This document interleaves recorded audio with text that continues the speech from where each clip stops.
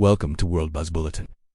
Today, we report on a landmark diplomatic rupture in North Africa, as Algeria's parliament takes a historic step to formally criminalize more than a century of French colonial rule.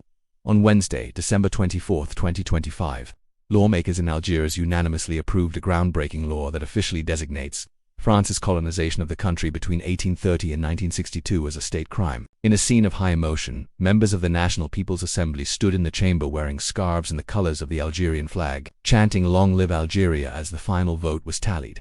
The legislation states that France holds legal responsibility for its colonial past and the tragedies it caused during the 132-year occupation. The list of crimes. The law explicitly codifies a range of historical grievances, including nuclear testing in the Sahara, extrajudicial killings, systemic torture, and the plundering of national resources. The right to reparations. It further declares that full compensation for both material and moral damages is an inalienable right of the Algerian state and its people.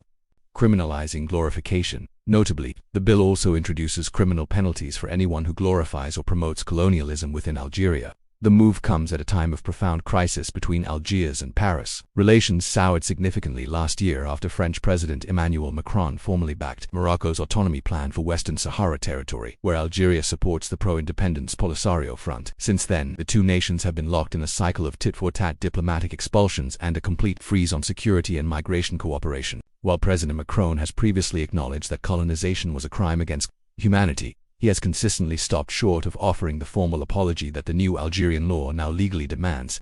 In Paris, the response has been one of calculated distance.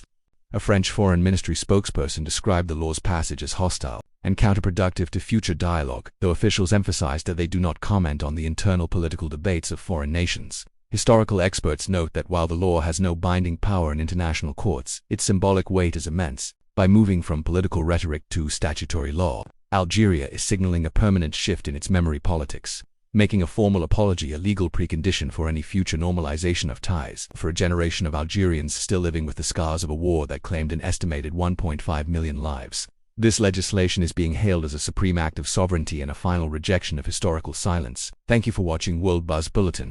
We will continue to follow the diplomatic fallout from this historic vote and the response from the Elysee Palace.